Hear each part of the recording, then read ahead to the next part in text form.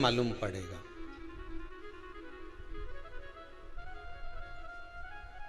पितृ भूखे हैं, इसका तो वर्णन हमने पहले कर दिया कि रात्रि को जब आप सोने के बाद में 1-1.5 घंटे बाद अगर आपकी नींद खुल जाए, 1 घंटा 1.5 घंटा आप सो लिए, उसके बाद जो नींद खुली तो 1-1.5 घंटे तक अगर आपको नींद नहीं आ रही है, रात्रि को सोने के बाद में 1 घंटे बाद जब उठे तो आपको प्यास लग गई, भूख लगने लगी, प्यास लगने लगी कि मेरे को पानी पीना पड़ेगा, घबराहट हो रही, पानी पीना पड़ेगा लगे, समझ लेना आपके पितृ भूखे हैं और प्यास है।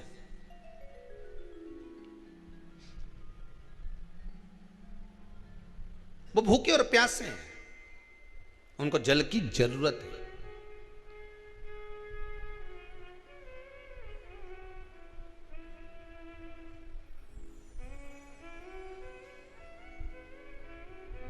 किसी भी नदी में, सरोवर में, कुंड में, बावड़ी में, तालाब में, आप तीर्थ में जाकर जब स्नान करते हैं तो स्नान करने के बाद एक काम का नियम बना लो कि अपने हाथ की अंजलि में जल लेकर अपने पूर्वजों को देना है। प्यासे रहते हैं, भाग मांगते हैं।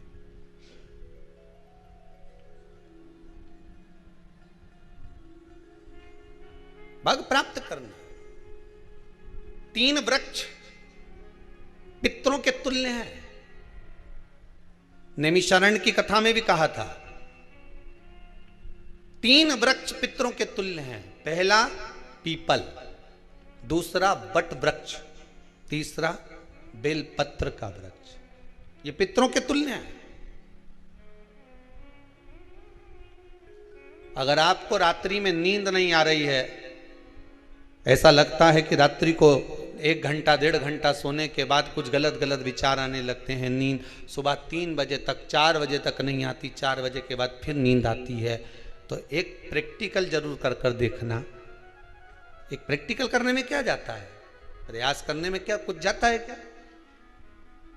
प्रैक्टिकल कर देखना कि कहीं सियोर वाला महाराज झूठ तो नहीं बोल रहा, तो प्रैक्टिकल करने में कुछ नहीं जाए।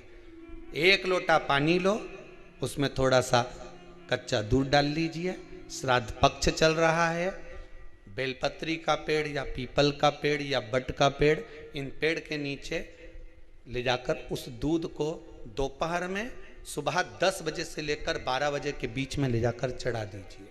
रात्रि को फिर ना आपको प्यास लगेगी, ना भूख लगेगी, नींद एक बार लगी तो सुबह ही खुलेगी। प्रैक्टिकल करने में क्या जाता है?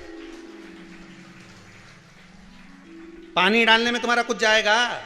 अरे बोलो तो सरी, हमें 10 रुपया का दूध जरूर उसमें, और तुम इतनी चतुर हो, इतना सारा दूध थोड़ी डालोगी, तुम 2 चूल्हे का डालोगे। कहाँ तुम इतना डालने वाली हो है?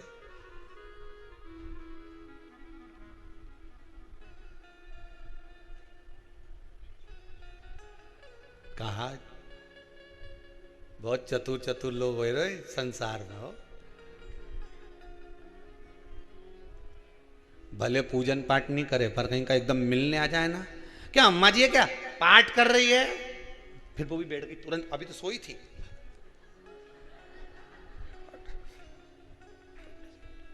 तुरंत। क्या पंडित जी हैं क्या, उनसे थोड़ा सा काम है, अभी माला जप रहे हैं, मालूम पड़े पंडित जी तो आराम से सेव फल खा रहे थे। अब प्लेट सोफा के नीचे घुसे तुरंत।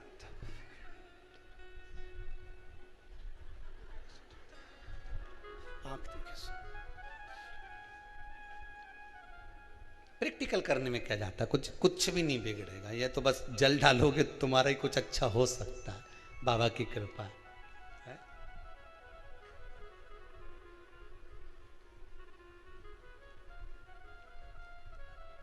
3 वृक्ष पितरों के तुल्य हैं।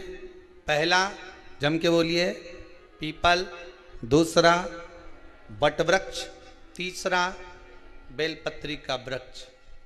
3 पीपल के वृक्ष में 52,000 ब्राह्मण एक साथ निवास करते हैं, इसलिए पितृतुल्य है। बट वृक्ष ब्रह्मा जी के मस्तक से बना, इसलिए पितृतुल्य है। और बेलपत्री का वृक्ष माता पार्वती जी के अश्रु से बना। जब आंसू गिरे थे माता जगत जननी जगदम्बा पार्वती के, उस समय पर पितृलोक में हलचल उत्पन्न हो गई थी। हमारी नातिन की आंख में आंसू कैसे आ गए? मैनावती की पुत्री है,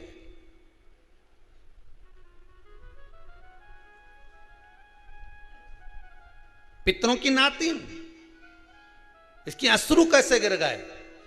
पार्वती जी ने कहा ये आंसू नहीं, मेरा पुण्य भाग प्रकट करती हूं बेलपत्री के रूप में। तो पितरों ने वर दिया था कि ये बेलपत्री का वृक्ष हमारा आशीर्वाद है, इसके नीचे अगर कोई दीप लगाता है, शिव को स्पर्श कर चढ़ाता है, उसके पितरों की शांति होगी, हम स्वयं उसको आशीर्वाद देने के लिए पधारेंगे। बेलपत्र का वृक्ष पितृतुल्य।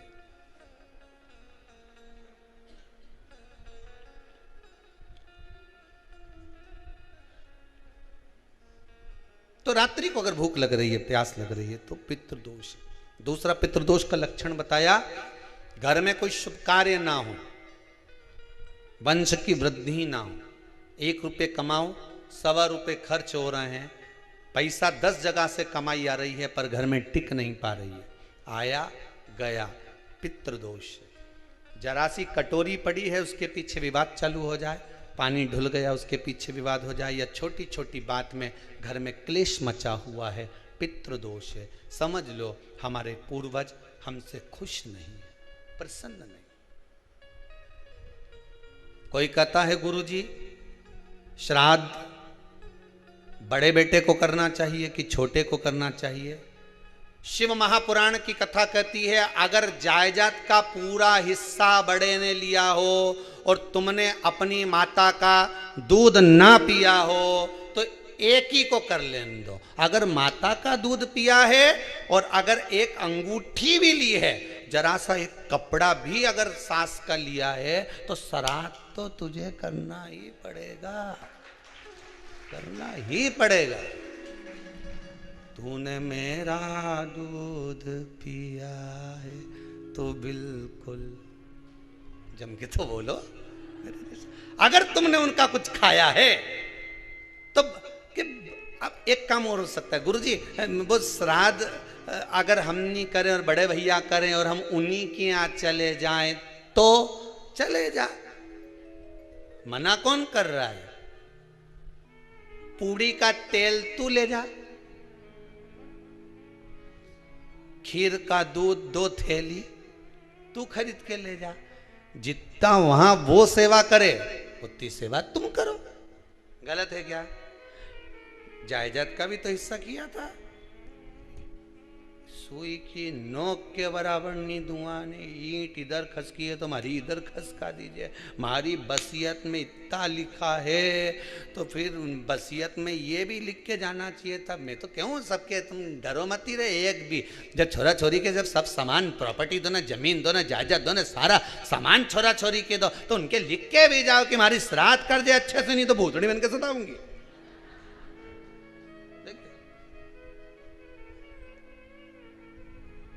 श्राद्ध करो। कितना दिया तुमको? बोलो, ईमानदारी से बोलना, कितना दिया? ढेरों। और एक बात बहुत अच्छे से कहूंगा, आप लोगों के जीवन में उतरे। अगर मायके में भाई, मायके में भाभी, मायके के लोग अगर आपके माँ बाप का श्राद्ध नहीं करते हैं तो बेटी भी अपने माता पिता का श्राद्ध कर सकती है। उसने भी दूध पिया है अपने माता पिता का,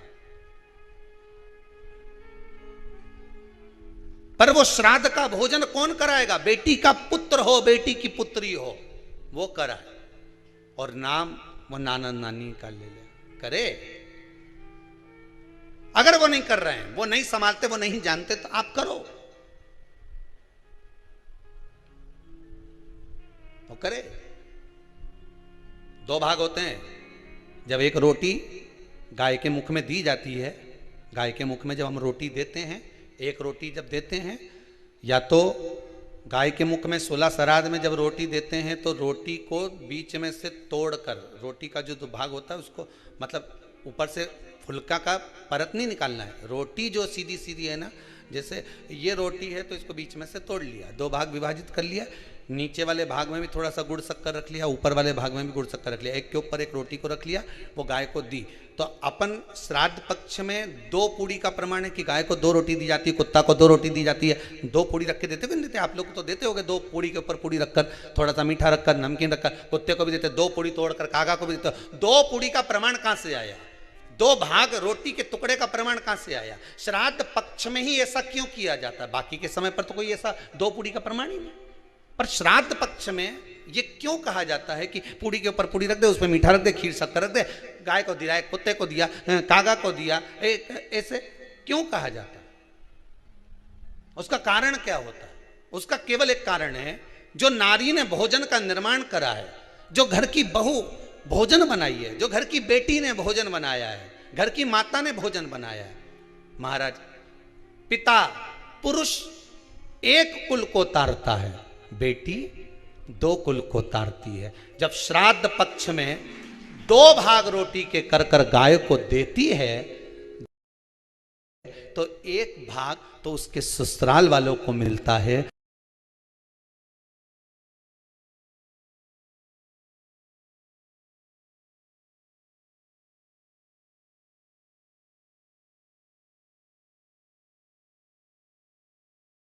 मायके को भी मिले, ससुराल को भी। जब गया जी का पिंड होता है तो नाना नानी सबका स्मरण कराया जाता है। 2 भाग,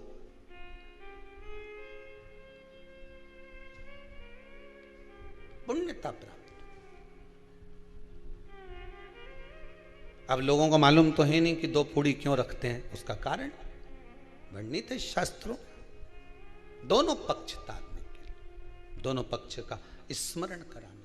महाराज, बिंदु प्रेत योनि में पड़ा, चंचुला देवी उनके मोक्ष का प्रयोजन कर रही है, प्रयास कर रही। क्या करा जाए कि इनको मोक्ष मिल जाए? कहा शिव महापुराण की कथा। पार्वती मैया की सहेली बन गई और पार्वती मैया ने शिव महापुराण में प्रेत योनि से मुक्त होने के लिए कहा, तुम रुका जी के यहाँ जाओ, देवऋषि नारद के पास जाओ। नारद जी ने तुमरुका जी के पास भेज दिया। क्यों? नारद जी जानते हैं मैं कथा नहीं कर सकता, मैं कथा सुन सकता हूं पर कह नहीं सकता। कहने के लिए मुझे बैठना पड़ेगा, सुनने के लिए हो सकता है कि मैं चले जाऊं, वापिस आकर बैठ जाऊं।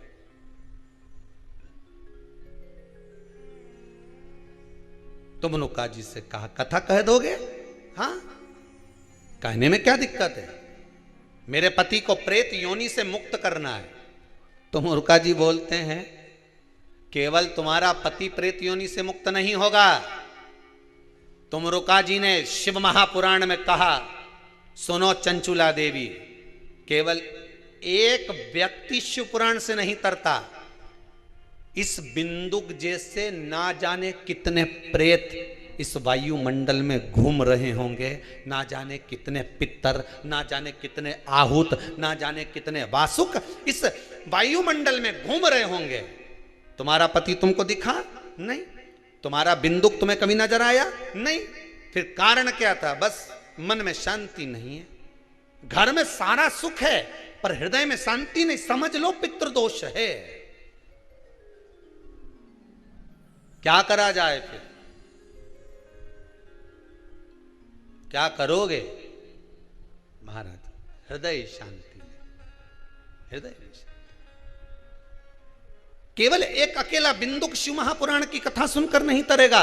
तुमरुका जी कहते हैं जिस समय पर मैं शिव महापुराण की कथा कहूंगा, सुनो चंचुला देवी, इस संसार के इस भूमंडल पर मृत्यु लोक में जितने भी जीव इस संसार सागर में भटक रहे होंगे, शिव महापुराण की कथा सुनकर वो भी तर जाएंगे। ये अकेली बिंदुक को तारने वाली नहीं है, इस मृत्यु लोक में जो विराजमान। आज भी नियम है महाराज, श्राद्ध का भोजन टेबल पर नहीं कराया जाता, श्राद्ध का भोजन ब्राह्मण को कुर्सी पर बिठाकर नहीं कराया जाता, श्राद्ध का भोजन किसी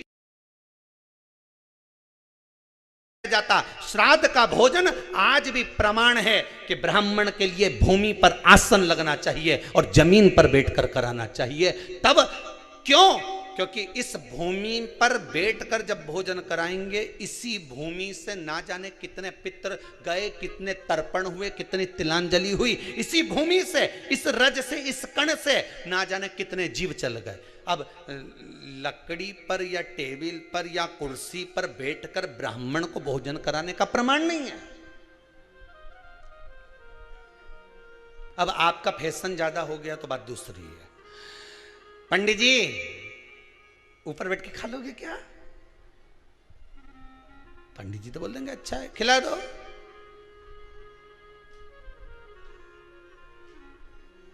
ऊपर बैठ के क्यों? वो झुकने में थोड़ी सी कमर लचक जाए, क्योंकि खीर परसेगी तो झुकना पड़ेगा।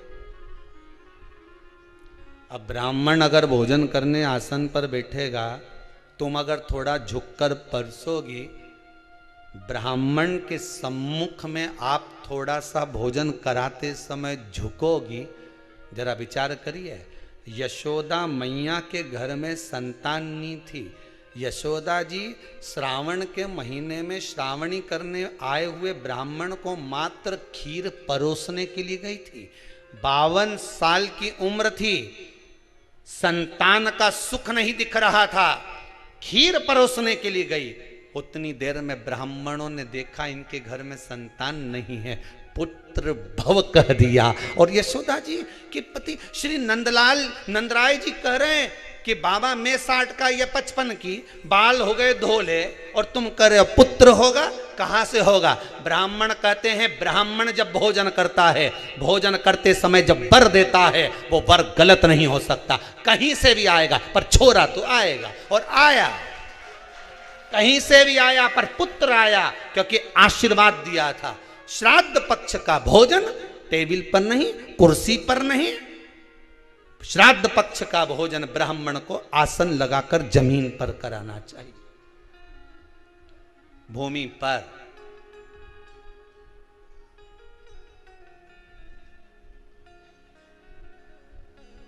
अब आजकल के ब्राह्मण भी थोड़े नीचे,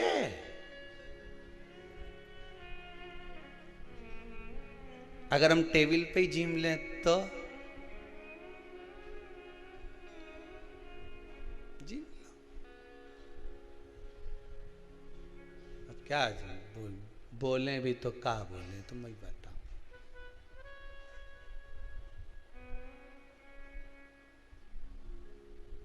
थोड़ा सा भाग भूमि का हो महाराज।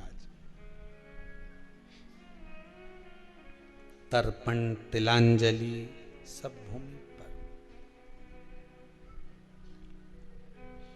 हम तो जो जजमान हवन करने के लिए भी जो जजमान लोग नाम लिखाए हैं पितरों के लिए, तो हम उनको भी कहते हैं कि कुर्सी पर बैठकर आहुति छोड़ने से अच्छा है आप बैठो मनानी पर, पहले सबसे पहले भूमि पर 10 मिनट बैठो, पर बैठकर आहुति छोड़ो। उसके बाद भले आप स्टूल लगाओ, कुर्सी लगाओ, आपकी मर्जी, पर 10 मिनट 5 मिनट तो आप भूमि पर बैठो उन जीवों के लिए, उन जीवों